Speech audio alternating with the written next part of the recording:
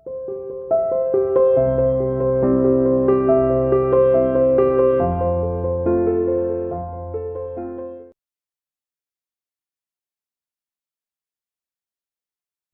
Students, welcome to online classes of Siya international school.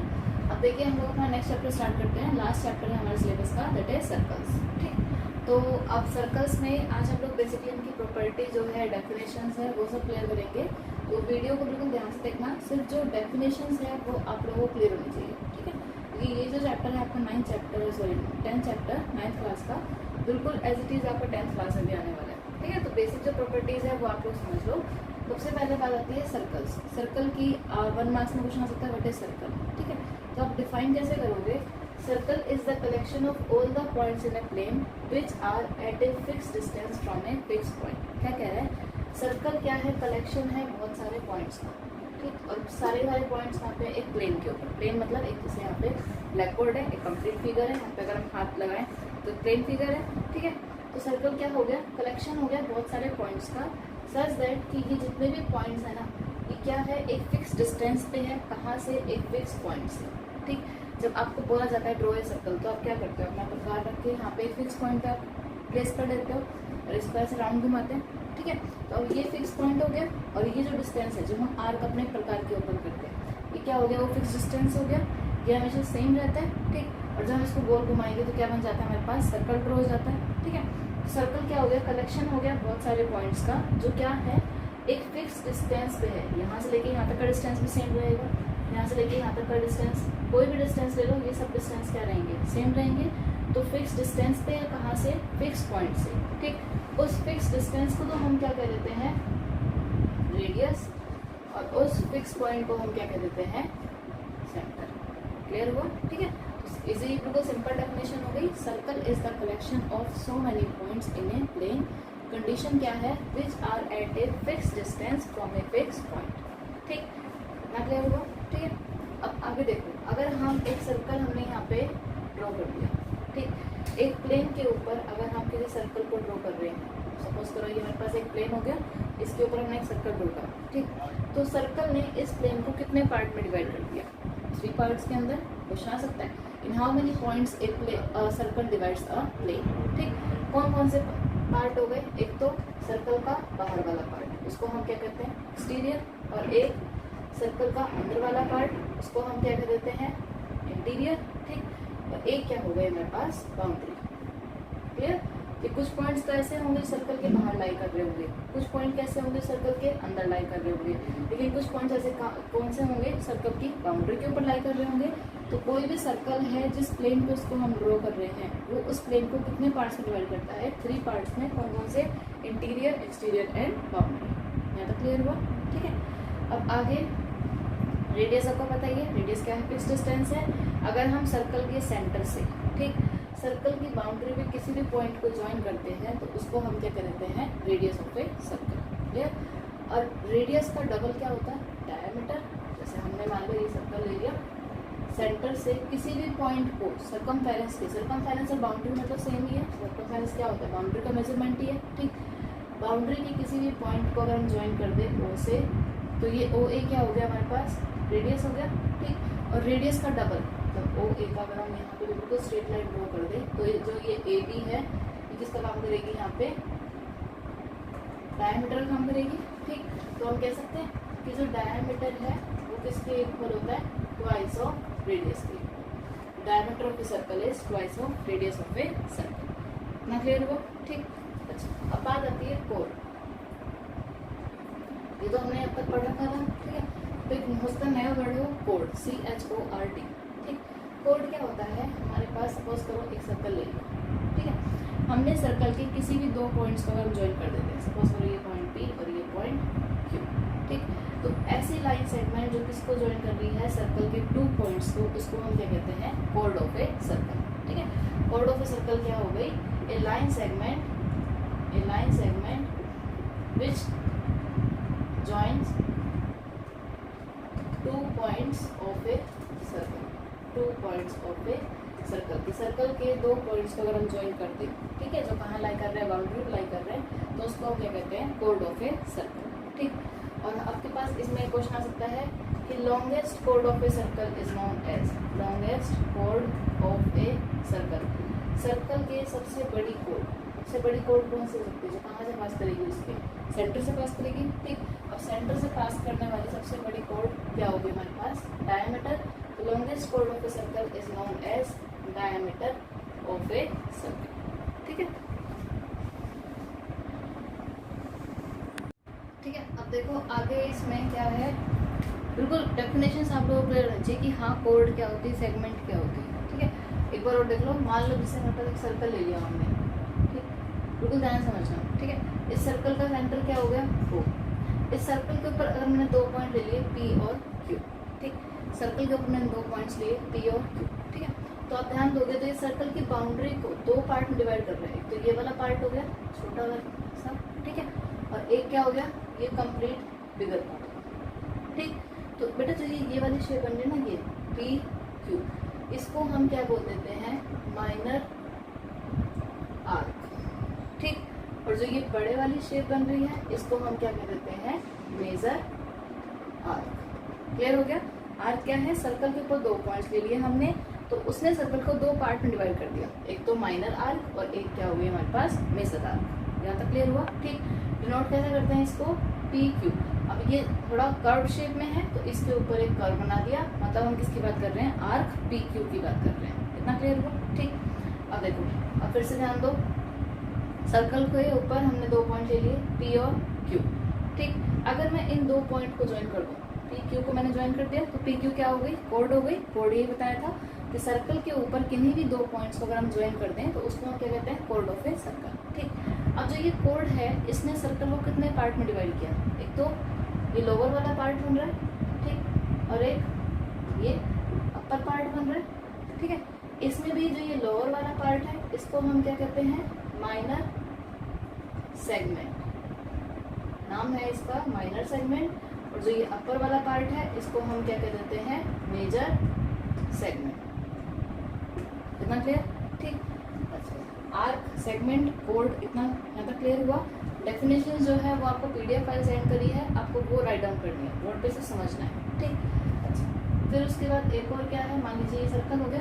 ठीक, centre इसका वही O है। ठीक, अब अगर हम सेंटर के 2 रेडियस, इस सर्कल के 2 रेडियस ले लें, एक तो हो गया OP और एक हो गया OQ। ठीक, तो अब आप ध्यान दोगे तो एक तो ये रीजन बन रहा है, ठीक है, और एक हमारे पास ये ब्लैंक वाला रीजन। ठीक, तो ये वाला जो रीजन है इसको हम क्या कह देते हैं, माइनर सेक्टर।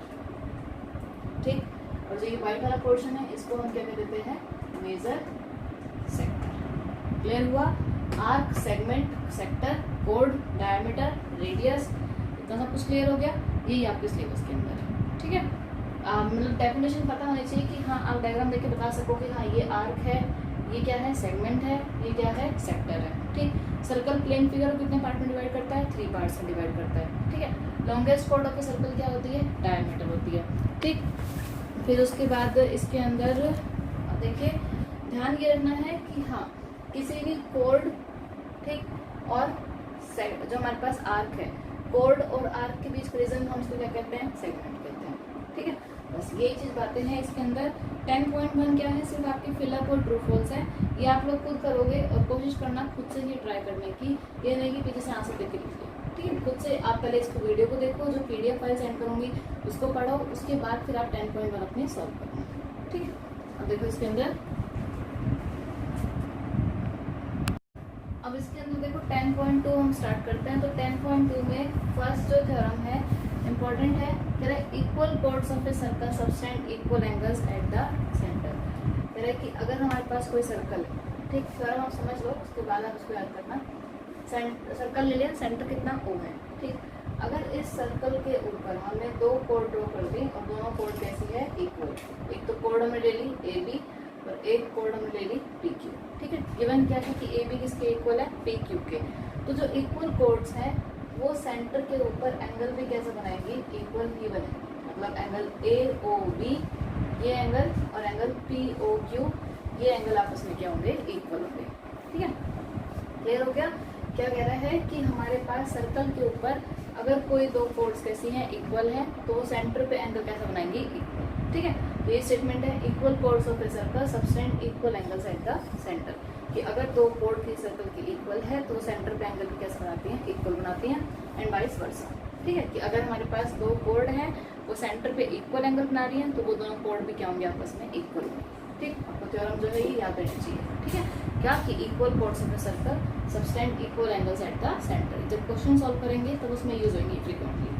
ठीक, अच्छा, उसके बाद एक वर्ड आता है कॉन्ग्रुएंट सर्कल्स। देखो कॉन्ग्रुएंट सर्कल्स क्या होते हैं, सर्कल्स विद सेम रेडियस, कि अगर हमने एक सर्कल ये ड्रॉ कर दिया और एक सर्कल ये ड्रॉ कर दिया, ठीक, हम बोलेंगे कि ये दोनों सर्कल कैसे आपस में कॉन्ग्रुएंट है। ठीक है, कॉन्ग्रुएंट है इसका मतलब इन दोनों का रेडियस क्या है, सेम है। ठीक, अगर वर्ड आ जाता है व्हाट इज कॉन्ग्रुएंट सर्कल, तो the circles which have same radius are known as congruent circles. Clear?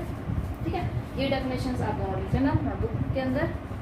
उसके बाद देखो 10.2 के दो ही क्वेश्चन है, दोनों क्वेश्चन लगभग सेम है, सिर्फ थोड़ा सा इनमें डिफरेंस है। ठीक है, क्या है first question, recall that two circles are congruent if they have same radius. कहता है कि दो सर्कल्स कॉन्ग्रुएंट कब होते हैं, अगर उनके रेडियस क्या होते हैं, सेम। ठीक है, मैं पढ़ लिया। तो कह रहे prove that equal codes of congruent circle subtend equal angles eight there centre. अब यहाँ ध्यान देना, ये प्रॉपर्टी पढ़ी थी हमने सिर्फ एक सर्कल के बारे में, क्वेश्चन है दो सर्कल में। कह रहा है prove that equal codes of congruent circles, की अगर ये दो सर्कल हमारे पास कैसे हैं, कॉन्ग्रुएंट, ये और ये सर्कल कॉन्ग्रुएंट है तो रेडियस सेम होगा। ठीक, कह रहे हैं कि अगर इन दोनों सर्कल के ऊपर हम इक्वल इक्वल कोड ड्रॉ करते हैं, एक तो हो गया ए बी और एक हो गया एम एन, तो हमें प्रूव करना है कि ये दोनों कोड सेंटर के ऊपर इक्वल एंगल बनाएंगे। ठीक, तो गिवन में हम क्या कह सकते हैं, बोथ सर्कल्स आर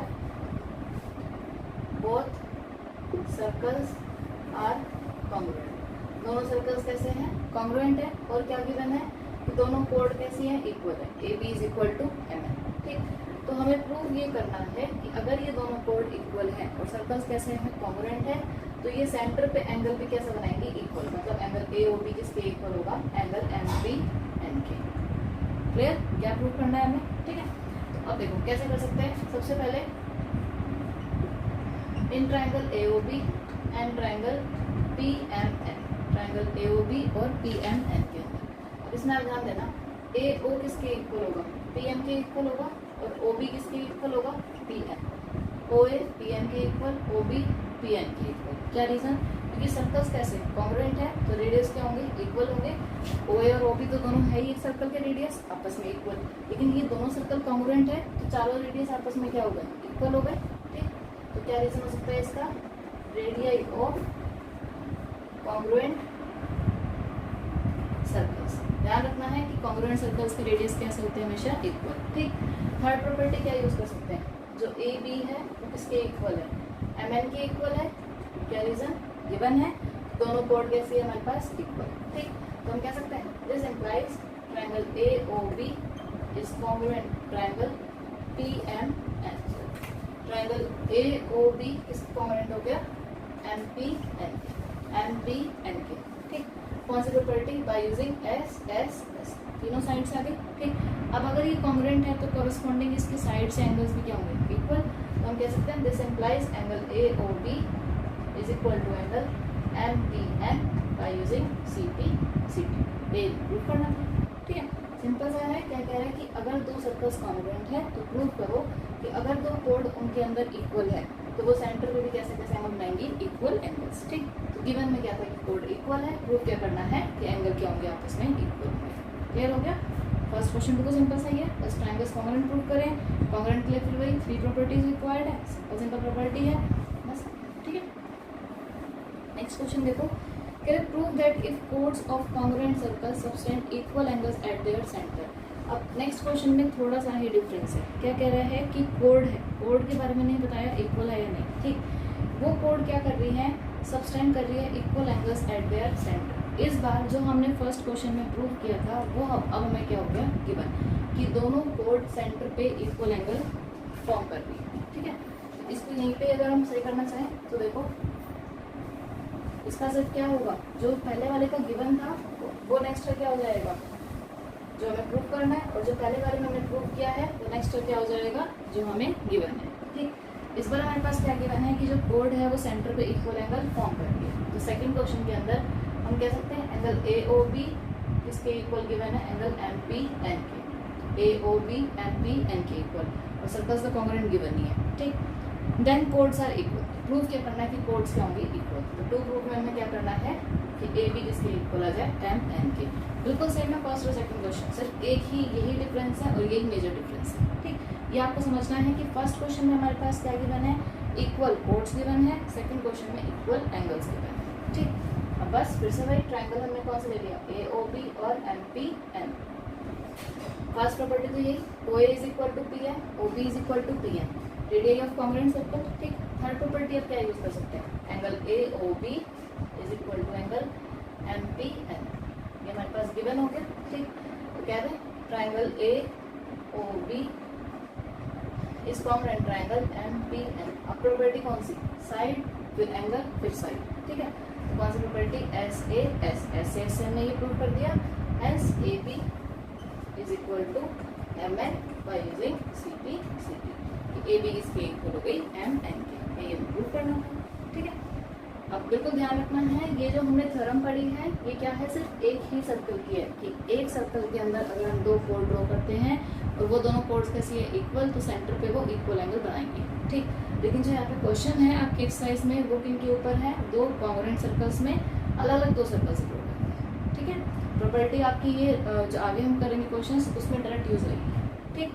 क्लियर हो गया यहाँ तक। ये प्रॉपर्टी प्रूफ अगर करना चाहो तो सिंपल सा है, आप कर सकते हो, अदरवाइज सिर्फ स्टेटमेंट याद रखो कि equal codes of the circle subtend equal angles at the circle, clear.